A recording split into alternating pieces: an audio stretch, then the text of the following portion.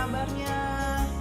Ketemu lagi di kebaktian Sekolah Minggu Online GKPI Jemaat Khusus Satria Grogol. Nah, adik-adik tidak terasa, sekarang sudah bulan Desember loh. Sebentar lagi kita merayakan Natal. Nah, apa yang harus kita persiapkan untuk menyambut Natal? Apakah baju baru, pohon Natal, dan kue-kue Natal yang lezat? Nah, sebelum kita memulai ibadah ini, mari kita bersatu dalam doa.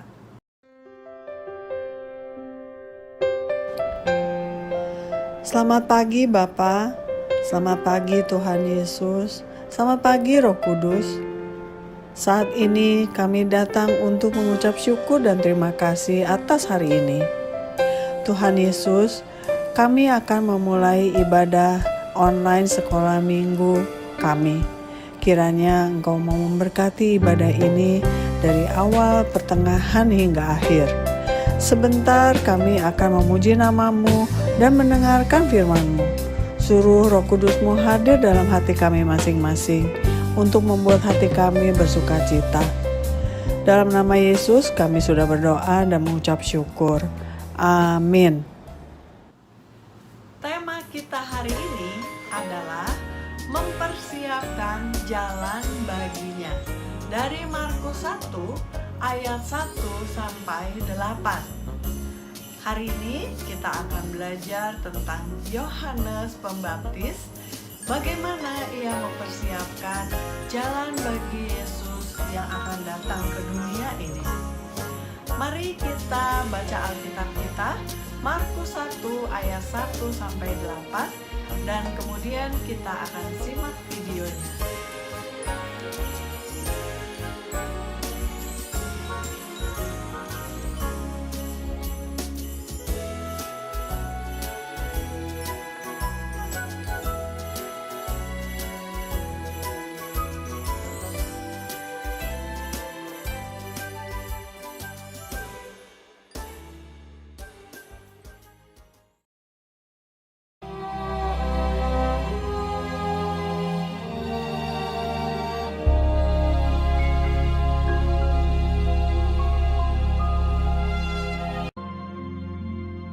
Pada zaman Herodes, Raja Yudea,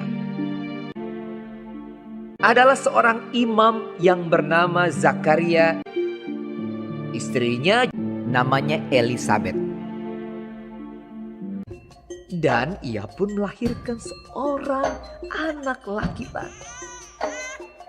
Namanya adalah Yohanes. Dan Zakaria, ayahnya, penuh dengan Roh Kudus, lalu bernubuat. Katanya, "Terpujilah Tuhan Allah Israel, sebab ia melawat umatnya dan membawa kelepasan baginya. Dan engkau, hai anakku, akan disebut Nabi Allah yang Maha Tinggi, karena engkau akan berjalan mendahului Tuhan untuk mempersiapkan jalan baginya, untuk memberikan kepada umatnya pengertian akan keselamatan yang berdasarkan pengampunan dosa-dosa mereka." adapun anak itu bertambah besar dan makin kuat rohnya. Dan ia tinggal di padang gurun sampai kepada hari ia harus menampakkan diri kepada Israel.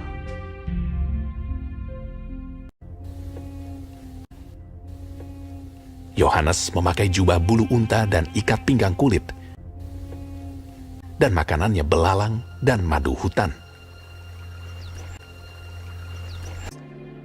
Dalam tahun ke-15 dari pemerintahan Kaisar Tiberius, ketika Pontius Pilatus menjadi wali negeri Yudea dan Herodes raja wilayah Galilea, datanglah firman Allah kepada Yohanes, anak Zakaria di padang gurun. Seperti ada tertulis dalam kitab nubuat-nubuat Yesaya. Ada suara yang berseru-seru di padang gurun. Persiapkanlah jalan untuk Tuhan, luruskanlah jalan baginya. Maka datanglah Yohanes ke seluruh daerah Yordan.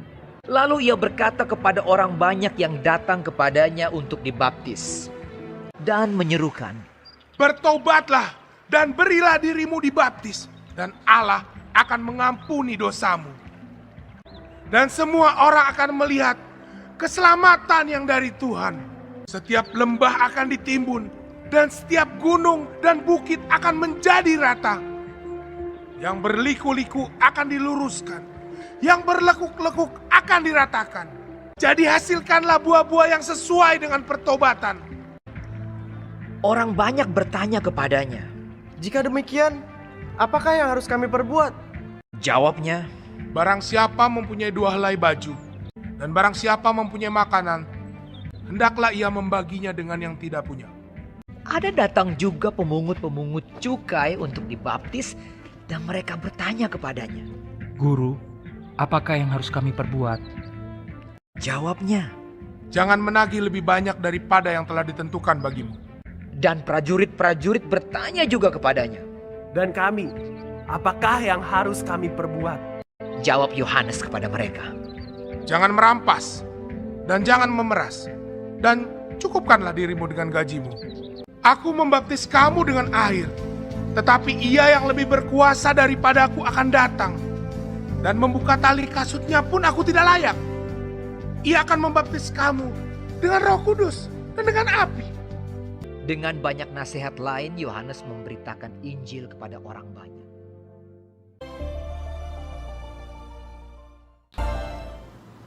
Adik-adik, Allah memanggil Yohanes Pembaptis untuk melakukan pekerjaan yang sangat besar, yaitu harus membawa terang bagi umat manusia. Karena itu, Allah mempersiapkan Yohanes Pembaptis dengan didikan yang sangat keras. Allah memanggil Yohanes ke padang belantara, ke bukit-bukit tandus, ke padang gurun. Di sana hanya ada gua-gua batu yang gersang dan sangat sepi. Nah, di sana Yohanes belajar dari alam dan ia hidup dengan sangat sederhana. Pakaiannya terbuat dari bulu unta dan makanannya adalah madu dan belalang saja. Minumannya air jernih dari alam. Nah, dengan demikian, Yohanes Pembaptis dididik untuk menahan berbagai-bagai nafsu dunia, seperti kemewahan, keserakahan, dan lain-lain. Pada zaman Yohanes Pembaptis, kehidupan manusia sudah sangat bobrok dan rusak. Manusia dikuasai oleh nafsu-nafsu dunia, seperti kemewahan, percabulan, kebohongan, dan manusia sudah tidak takut lagi akan dosa. Nah, karena itu Allah mengutus Yohanes Pembaptis untuk mengubah hati orang-orang yang berdosa itu, sehingga mereka layak untuk menerima kedatangan Yesus ke dunia ini. Jadi, tugas Yohanes Pembaptis adalah 1. Mempersiapkan kedatangan Tuhan Yesus ke dunia ini. Yang kedua, mempersiapkan jalan baginya. Pekerjaan Yohanes Pembaptis ini tidak mudah, tetapi Yohanes Pembaptis setia dan tidak kenal lelah. Dan pada akhirnya pekerjaannya berhasil dengan baik, yaitu banyak orang yang datang untuk mendengar, bertobat, dan menyerahkan diri untuk dibaptis. Adik-adik, apa rahasia keberhasilan dari pelayanan Yohanes Pembaptis? 1. Yohanes Pembaptis selalu meninggikan Tuhan dan ia pun selalu rendah hati. Dikatakan di ayat 7, sesudah aku akan datang ia yang lebih berkuasa daripadaku. Membungkuk dan membuka tali kasutnya pun aku tidak layak. Nah, Yohanes Pembaptis tidak membanggakan diri atas keberhasilan dan ketenarannya.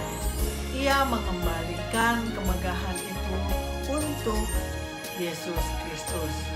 Karena Yohanes Pembaptis sadar tokoh utamanya adalah Yesus dan ia hanya utusan yang mendahului sang tokoh utama, yaitu Yesus Kristus. Yang kedua adalah Yohanes Pembaptis sungguh-sungguh tahu akan tugas dan misinya, yaitu memberitakan tentang Yesus Kristus yang akan datang ke dunia ini untuk menyelamatkan manusia. Dan juga ia tahu cara terbaik untuk memberitakannya, sehingga pemberitaannya menyentuh para pendengarnya. Nah, adik-adik, di masa menjelang Natal, yaitu yang disebut Minggu-Minggu Advent, umat Kristiani, yaitu kita semua, harus mempersiapkan kedatangan Yesus Kristus. Nah, kedatangan Tuhan Yesus itu ada dua artinya. Satu, mempersiapkan Natal, yaitu memperingati kelahiran Yesus 2000 tahun yang lalu. Nah, yang kedua adalah mempersiapkan kedatangan Yesus untuk kedua kalinya di masa yang akan datang. Bagaimana caranya? Kita diminta untuk selalu menjaga hati dan pikiran kita, sehingga kita menunjukkan perubahan hidup yang terus-menerus ke arah yang lebih baik. Semakin hari, kita semakin menyenangkan hati Tuhan. Karena itu, adik-adik, mari kita menyambut Natal dengan hati, pikiran, dan perilaku yang selalu menyenangkan hati Tuhan. Amin.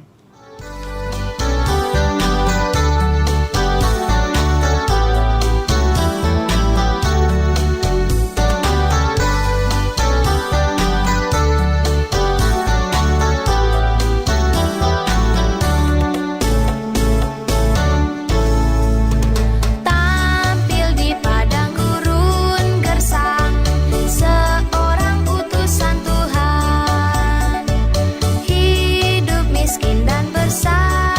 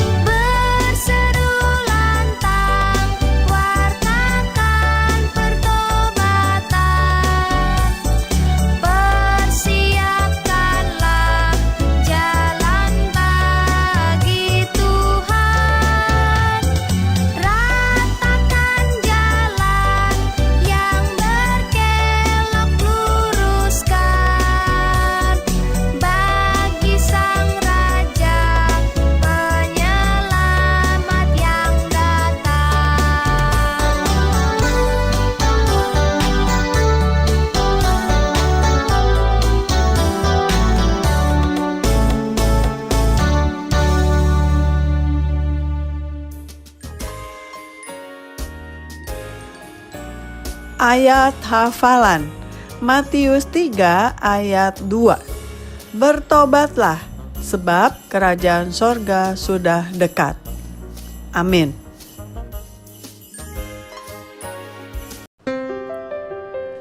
Tuhan Yesus yang baik, kami datang lagi ke hadirat-Mu untuk mengucap syukur dan terima kasih atas firman-Mu hari ini yang mengajarkan kami untuk selalu menjaga hati dan pikiran kami, sehingga kami semakin hari semakin menyenangkan hati Tuhan. Tuhan Yesus, kami juga tetap bersyukur di masa-masa pandemi ini karena Engkau terus menjaga dan memberkati kami. Ampunkan dosa dan pelanggaran kami sehingga kami layak menerima berkat-berkat-Mu. Dalam nama Yesus, kami sudah berdoa dan mengucap syukur. Amin. Selamat hari Minggu adik-adik. Tuhan Yesus memberkati.